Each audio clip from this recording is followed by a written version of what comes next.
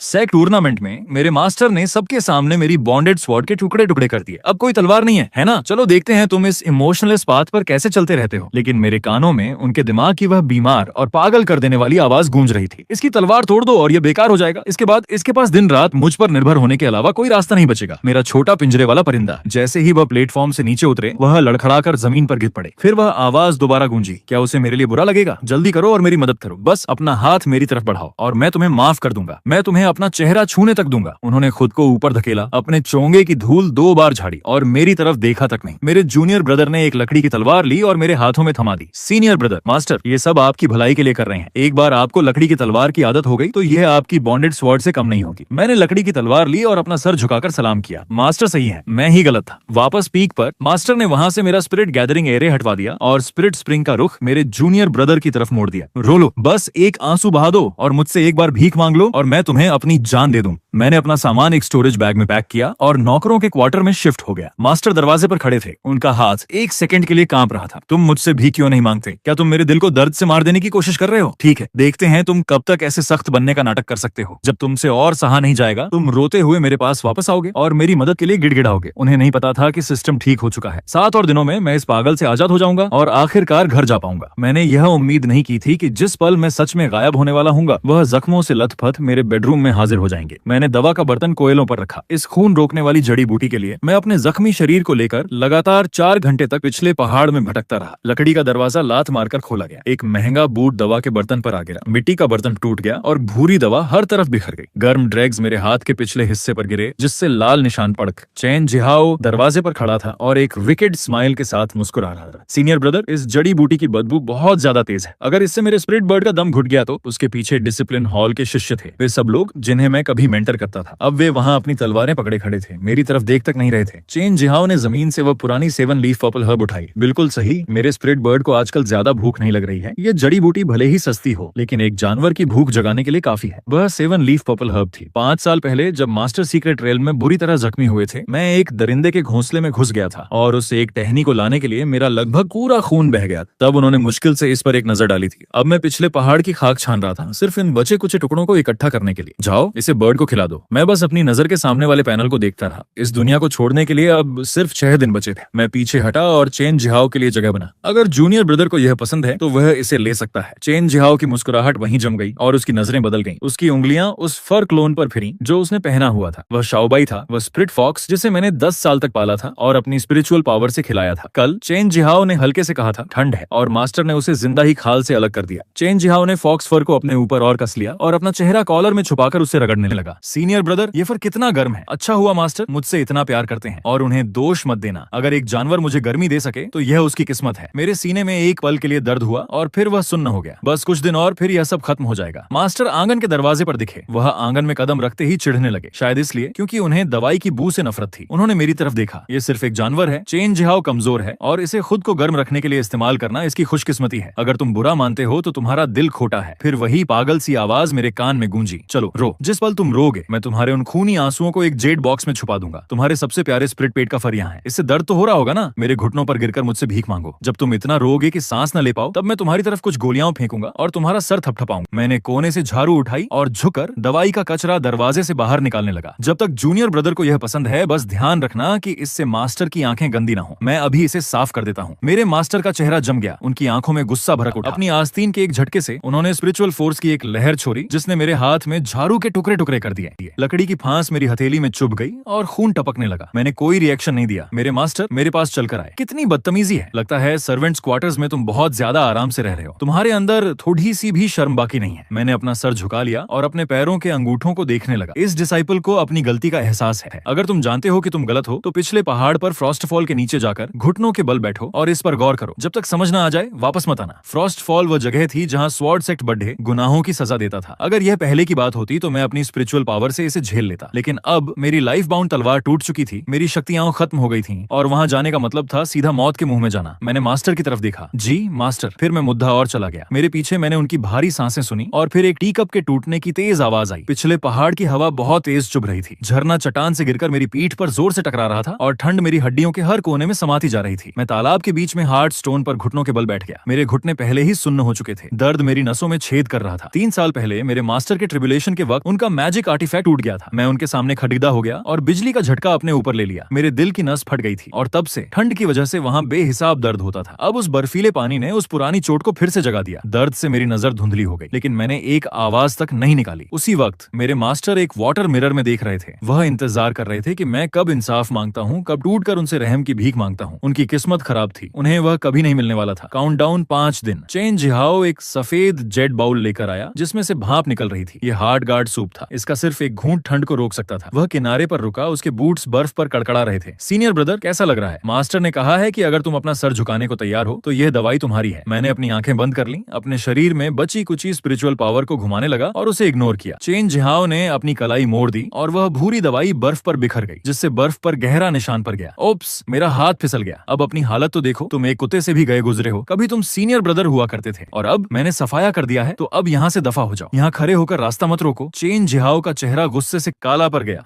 Pressure की एक लहर नीचे आई और मेरे मास्टर एक ठंडे एक्सप्रेशन के साथ वहां उतरे। उन्होंने चेन जिहाओ को अपने पीछे छुपा लिया। वह मेरी तरफ बिल्कुल मायूस होकर देखने लगे। उनकी उंगलियां चली। उन्होंने मेरे शरीर के सारे प्रेशर पॉइंट सील कर दिए। अब कोई स्पिरिचुअल पावर बची नहीं थी इसे रोकने के लिए, इसलिए ठंड तुरंत मेरे ऑर्गन में भर गई। मैंने एक मुंह भर खून की उल्टी की। अगर तुम अब भी सबक सीखने से इनकार करते हो तो 10,000 सर्पेंट्स पिट में जाओ। वह सेक्ट का एक फॉरबिडन एरिया था, एक गहरा गड्ढा जो जहरीले सांपों से भरा था। अब डर लग रहा है ना? तुम्हें हमेशा से ऐसे गीले और ठंडे जीवों से नफरत रही है। अगर तुम मेरी रोप पकड़ दियाज कर मदद के लिए रोओगे तो मैं तुम्हें यहाँ से ले जाऊंगा। वह क्लिफ के किनारे खड़े होकर इंतजार कर रहे थे कि मैं उनके पैरों में गिर जाऊं। मैंने अपने मुंह से खून पोंछा। एक चट्टान का सहारा लेकर मैंने खुद को खड़ा किया और क्लिफ के किनारे की तरफ चलने लगा। Thank you master. फिर मैंने छलांग लगा दी। हवा मेरे कानों के पास चीख रही थी। उस पल मैंने सुना कि मेरे मास्टर की सांस लेने की रफ्तार बिगड़ गई। काउंटडाउन 4 दिन, 10,000 सर्पेंट्स पिट। बिल्कुल अंधेरा था। सांप मेरे पूरे शरीर पर रेंग रहे थे। उनके दांत मेरे मांस में धंस रहे थे। वह जगह बहुत बुरी तरह महक रही थी, गंदी और सरी हुई। मैंने खुद को कीचड़देच में घसीटा। 5 साल पहले अपने मास्टर को बचाने के लिए मैं इस जगह पर आधे महीने तक रुका था और सांपों को पीछे धकेला था, लेकिन अब मैं बिल्कुल अकेला था। 3 दिन और 3 रातों तक मैं एक बार भी नहीं रोया। जब भी मुझे लगता कि मैं अब और बर्दाश्त नहीं कर सकता, मैं बस उस पैनल को घूरता रहता। 10वें दिन की सुबह मैं घिसते हुए वापस क्लिफ के ऊपर पहुंचा। सूखे हुए खून से लथपथ मेरे कपड़े फटे हुए थे और हर जख्म गहरा और सर रहा था। मेरे मास्टर और चेन जिहाओ क्लिफ के किनारे खड़े थे। चेन जिहाओ ने एक चीख मारी और उनके पीछे छुप गया। मेरे मास्टर का शरीर सख्त हो गया। उन्होंने एक कदम आगे बढ़ाया, अपना हाथ आधा उठाया, फिर उसे वापस गिरा दिया। उन्होंने एक स्पिरिचुअल बैरियर खोला और मुझसे और दूर हो गए, जैसे उन्हें डर हो कि वहां खड़े होने भर से मैं उस जगह को गंदा कर दूंगा। मेरे मास्टर की आवाज भारी हो गई थी। सरपेंट गॉल ब्लैडर मेरे हवाले करो। जियाहाओ को ठीक होने के लिए इसकी जरूरत है। फिर यहाँ से निकल जाओ और खुद को साफ करो। मैंने अपनी मुट्ठी खोली। सरपेंट किंग का गॉल ब्लैडर मेरी हथेली में था। चेन जियाहाओ एक रुमाल अपने हाथ पर लपेट कर आया उसे लेने के लिए। जैसे ही उसने लिया, उसका पैर फिसल गया और उसका भारी कढ़ाई वाला बूट मेरे दाहिने हाथ पर जोर से पड़ा। मैंने अपने होंठ भींचे और बिना कोई आवाज किए अपना हाथ पीछे खींच लिया। मेरे मास्टर की उंगलियां कांप रही थीं। वह मुहरे और चले गए। उनके विचार पूरी तरह उलझे हुए थे। वह रोया क्यों नहीं? पहले तो वह अपनी उंगली कटने पर मेरे पास भागते हुए आता था और मुझसे हमेशा के लिए उस पर फूंक मारने को कहता था। क्या उसे अब मेरी परवाह नहीं रही? नहीं, वह बस मुझसे नाराज है। वह बस मुझसे बदला लेने की कोशिश कर रहा है। मैंने उनकी पीठ की तरफ देखा। किसे परवाह है? काउंटडाउन 2 दिन। सर्वेंट्स क्वार्टर्स में मैंने दीवार के पास टटोला और एक पुराना सिल्वर लॉक बाहर निकाला। ये वह निशानी थी जो मेरे साधारण माता पिता पीछे छोड़ गए थे। जब प्लेग आया था, उन्होंने मुझे पहाड़ पर भेज दिया था और यह लॉक मेरे गले में पहना दिया था। मैंने अपनी आस्तीन से लॉक को साफ किया। बस 2 दिन और मैं घर जा सकता था। मैंने साफ साफ तस्वीर सोची, गर्म दूध, बालकनी पर फूल और मम्मी पापा की नोक-झोंक। फिर रोशनी कम हो गई। मेरे मास्टर मुझसे थोड़ी दूर खड़े थे। उन्होंने हाथ बढ़ाया और वह लॉन्गेविटी लॉक मेरे हाथ से उड़कर उनकी हथेली में चला गया। मैंने उसे वापस लेने के लिए झपट्टा मारा। उन्होंने अपना हाथ ऊंचा किया और लॉक को ध्यान से देखा। तो इस वजह से तुम्हारी कल्टीवेशन गिरती जा रही है। इमोशनलेस डाओ सांसारिक लगाव को नकार देता है और तुम अब भी इस चीज को पकड़े हुए हो। मैंने उनकी आस्तीन पकड़ी और उसे लेने की कोशिश की। प्लीज इसे हाथ मत लगाइए। जैसे ही उन्होंने यह सुना, उनकी उंगलियां सख्त हो गईं। वह जानी पहचानी आवाज मेरे कानों में गूंजी। तो आखिरकार तुमने मुझसे भीख मांगी। वह चीजें तोड़ दो जिसकी वह परवाह करता है और वह हार मान लेगा। इस मॉर्टल कचरे को क्यों रखना? अब से उसकी दुनिया में सिर्फ मैं होना चाहिए। मेरे मास्टर ने मेरी तरफ देखा। उनकी उंगलियों पर स्पिरिचुअल एनर्जी झिलमिला रही थी। फिर एक तीखी दरार की आवाज आई। वह सिल्वर लॉक उनकी हथेली में टूट गया और धूल बन गया। उन्होंने अपना हाथ खोला और वह ग्रे पाउडर मेरे चेहरे पर बिखर गया जो हड्डियों तक ठंडा था। मैं हिला नहीं। मैं बस अपना हाथ फैलाए वहां बैठा रहा। धूल मेरी आंखों में गिर गई। मैंने अपना हाथ पीछे खींच लिया, स्ट्रॉ पर बैठ गया और अपनी आंखें बंद कर ली। मेरे मास्टर मुझे घूरते रहे। फिर बाहर से एक चेले ने चिल्लाकर कहा, मास्टर, चेन जिहाओ की कल्टीवेशन बैकफायर कर गई है। हीलर कह रहे हैं कि वह नहीं बचेंगे।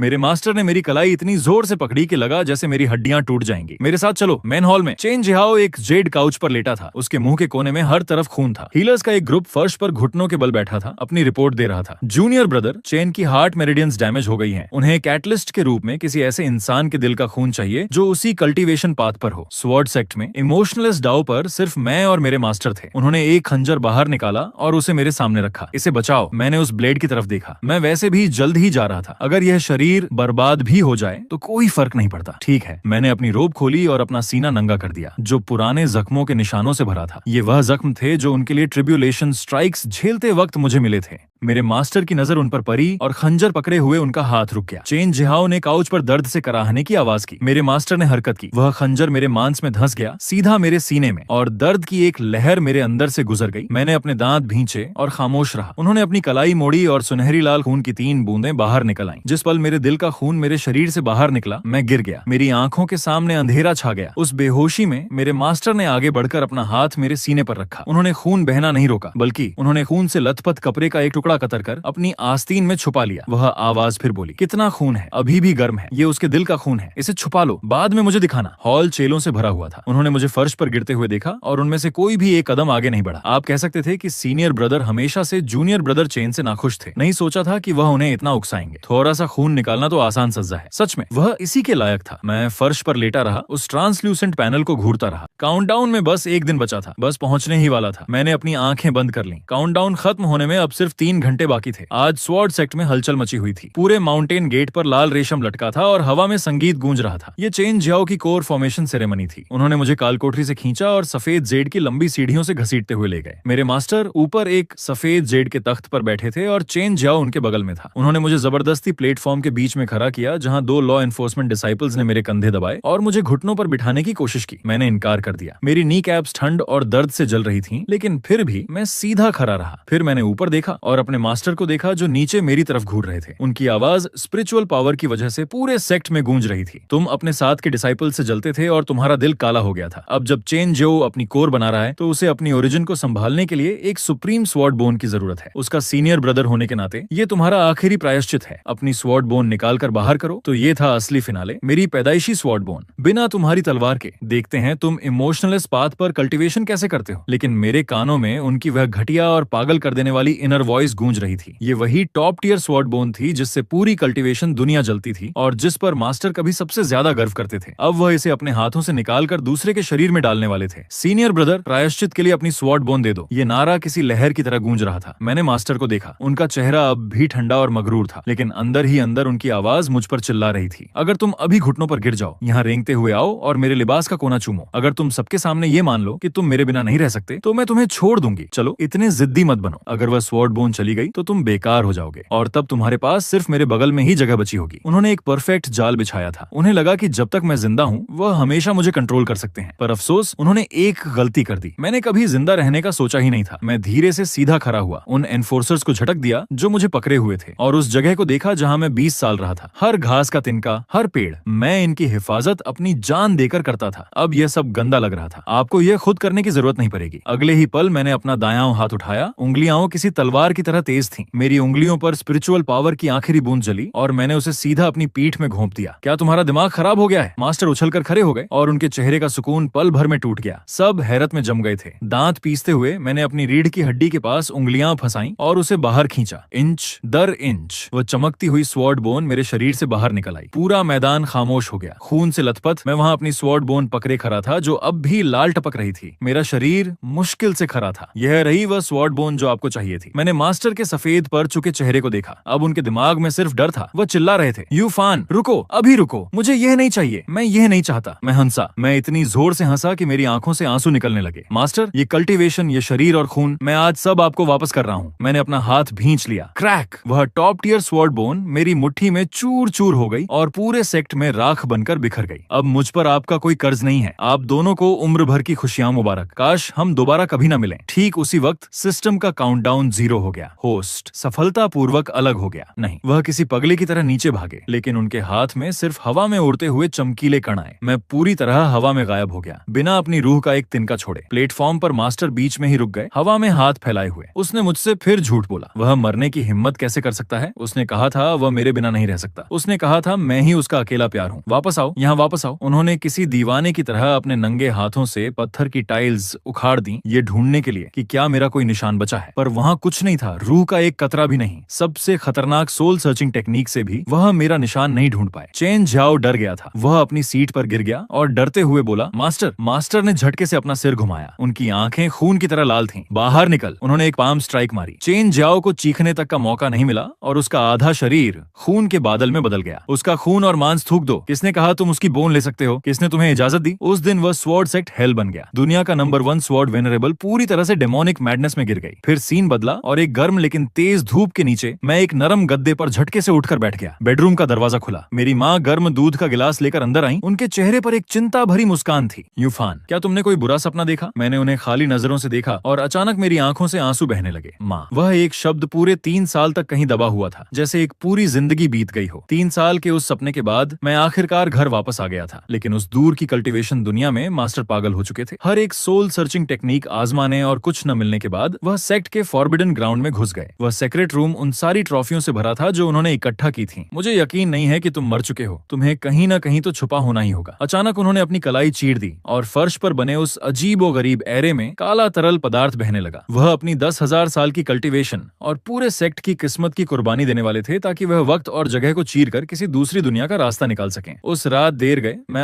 ऑफिस में ओवरटाइम काम कर रहा था। फाइल पढ़ते वक्त मेरा हाथ ठहर गया क्योंकि मेरी पीठ पर एक ठंडक सी महसूस हुई। मैंने सहज रूप से पीछे मुड़कर देखा। फ्लोर टू सीलिंग विंडोज के पार शहर की लाइट्स चमक रही थीं। क्या यह मेरा भ्रम था? मैंने अपने सर को मसला, फाइल बंद की, लेकिन वह एहसास जैसे कोई सांप मुझे देख रहा हो और गहरा होता गया। कल्टीवेशन दुनिया में आसमान फट गया। कुदरत का कहर बरस रहा था और बैंगनी बिजलियां किसी ड्रैगन की तरह फॉरबिडन ग्राउंड्स पर गिर रही थीं। मास्टर के बाल बिखरे हुए थे। वह पुराने टॉप स्वॉर्ड सोवरेन अब जा चुके थे। अब वहां सिर्फ एक पागलपन से भरी औरत बची थी। फॉर्मेशन शुरू हो गई। चेन झाओ स्पिरिचुअल पावर की जंजीरों में जकड़ा हुआ था। मास्टर, मुझे बख्श दीजिए, मुझे दर्द हो रहा है। तुम्हें लगता है तुम यह कहने के लायक हो? यूफान ने इससे 1000 गुना ज्यादा सहा है। तुमने उसकी स्पिरिट बोन ली थी, इसलिए अब तुम्हारी जिंदगी इस एरे कोर की कीमत चुकाएगी। बिना किसी रहम के उन्होंने हाथ आगे बढ़ाया। चैन झाओ की चीख बीच में ही कट गई। उसका लाइफ फोर्स और सोल निकालकर उस काले वॉर्टेक्स में फेंक दी गई और वह पूरी तरह मिट गया। मास्टर ने सीधा उस स्पेस टाइम कैओस में छलांग लगा दी जो किसी भी चीज के चिथरे उड़ा सकता था। उन्होंने खुद को और अपने साथ पूरे सेक्ट को तबाह कर दिया। मॉडर्न दुनिया में 3 दिन से लगातार बारिश हो रही थी। पूरा शहर मटमैली धुंध में लिपटा था। काम के बाद मैं अपनी कार लेने गैरेज गया। ऊपर की लाइट्स अचानक किसी पगली की तरह फड़फड़ाने लगी। तापमान बिल्कुल जमने वाला हो गया, यहाँ तक कि मेरी सांस भी सफेद धुएं में बदल गई। मैं रुका और अपनी चाबियों पर पकड़ मजबूत की। कोने में खरे हुए पानी में काला लिक्विड फैल रहा था। ऐसा लगा जैसे उसने मुझे महसूस कर लिया हो। वह परछाई हिली। उसने पूरी ताकत से अपना सिर उठाया। वक्त थम गया। वह मास्टर थे। राख बनने के बाद भी मैं उन आंखों को पहचान लेता। यूफान, आखिरकार मैंने तुम्हें ढूंढ लिया। वह एक बीमार और सुकून भरी हंसी हंसे, फिर किसी भूत की तरह मुझ पर झपट पड़े और मेरी एरी को अपनी उंगलियों से छकर लिया। मेरे साथ वापस चलो, तुम मेरे हो। उन्हें अब भी लगता था कि वह वहीं ना चुने जाने वाले स्वॉर्ड सोवरेन हैं। अफसोस की बात थी, ये कानून की दुनिया थी और यह मेरा इलाका था। मैंने नीचे उस औरत को देखा जो ऐसे बिहेव करता था जैसे सब कुछ उसी का हो। छोड़ो मुझे। मास्टर एक सेकंड के लिए ठहर गए। उन्हें मुझसे इस तरह के रिएक्शन की उम्मीद नहीं थी। उन्होंने अपनी पकड़ और मजबूत की। मुझे जमीन पर गिराने की कोशिश करने लगे। मैं चिल्लाया नहीं। मैंने धीरे से अपना दूसरा पैर उठाया, अपनी नजरें उनके हाथ के जख्म पर जमाई और जोर से पैर दे मारा। मास्टर के मुंह से एक तीखी और दर्दनाक चीख निकली। वह हैरानी से मुझे देखने लगे। छोड़ो, वरना ये हाथ गया। उनके चेहरे से पसीना बह रहा था। वह कागज की तरह सफेद पर गए थे, लेकिन फिर भी उन्होंने पकड़ नहीं छोड़ी। उन्होंने मेरी तरफ देखा। यूफान, तुम अब भी मुझसे नाराज हो। मुझे पता है मैं गलत थी। मुझे चेन झाओ के लिए तुम्हें चोट नहीं पहुंचानी चाहिए थी। मेरे साथ वापस चलो। मैं तुम्हें पूरी दुनिया दे दूंगा। बस वैसा करो जैसा कहा जाए और मैं तुम्हें सब कुछ दूंगी। मुझे लगभग हंसी आ गई। ये मेरी सुनी हुई सबसे बड़ी मजाक थी। पूरी दुनिया? क्या तुम पागल हो? मैंने उनके सामने ही अपना फोन निकाला और नंबर डायल किया। हेलो 911, मेरे गैरेज में एक स्टॉकिंग करने वाला क्रीप मुझ पर हमला कर रहा है। हाँ, वह मानसिक रूप से ठीक नहीं लग रहा और वह वायलेंट हो सकता है। कृपया किसी को अभी भेजिए। फोन रखने के बाद मैंने नीचे मास्टर की तरफ देखा। सुना तुमने? यह है मेरा जवाब। मास्टर की पुतलियां बुरी तरह कांपने लगीं। तुम्हारी हिम्मत कैसे हुई मुझे पकड़ डालने के लिए इन आम पुलिस वालों को बुलाने की? उन्होंने अपनी स्पिरिचुअल पावर को हिलाने की कोशिश की, मुझे उड़ा देने की कोशिश की, पहले की तरह अपने दबाव से मुझे कुचलने की कोशिश की, लेकिन उनका डेंटियन खाली था। जो कुछ वापस आया वह था सिर्फ एक चुभता हुआ दर्द और काले खून की एक उल्टी जो मेरे जूते पर गिरी। 10 मिनट बाद गैरेज सायरन की आवाज से भर गया। कई मजबूत ऑफिसर्स अंदर आए और उन्हें पानी के गड्ढों में दबोच लिया, जबकि वह पागलों की तरह लड़ेच रहे थे। तुम्हारी हिम्मत कैसे हुई? मैं सबसे बड़ा स्वॉर्ड सोवरेन हूँ। किसके पास मुझे छूने की हिम्मत है? मुझसे दूर हटो। हटो, तुम कीड़े मकोड़ो। वह जमीन पर छटपटाते रहे, लेकिन ठंडी हथकड़ियां उनकी कलाइयों पर लग गईं। स्टेशन में तेज सफेद लाइट्स सर घुमाने वाली थीं। मास्टर ने जेल की नीली यूनिफॉर्म पहन ली थी और उन्हें एक चमकती हुई डिटेंशन सेल में बंद कर दिया गया था। पुलिस को उनका कोई रिकॉर्ड नहीं मिला, ना आईडी, ना हाउस होल्ड रजिस्ट्रेशन, कुछ नहीं। और जिस तरह से वह बरबरा रहे थे, लोग उन्हें ऐसे देख रहे थे जैसे वह किसी गहरे भ्रम में हो। कुछ दिन बाद फॉरेंसिक साइकी इन्वेस्टिगेशन के बाद मास्टर को सीवियर स्किज़ोफ्रेनिया डायग्नोजन किया गया और उन्हें बेहद खतरनाक करार दिया गया। उन्हें जबरदस्ती एक साइकियाट्रिक हॉस्पिटल के हाई सिक्योरिटी वार्ड में ट्रांसफर कर दिया गया। वह पूरी तरह अपना आपा खो चुके थे। दीवारों पर बेकार की फॉर्मेशंस खुरच रहे थे, वार्डन्स पर चिल्ला रहे थे और उन्हें घुटनों पर बैठने का हुक्म दे रहे थे। बदले में उन्हें सिर्फ इंजेक्शन मिलते।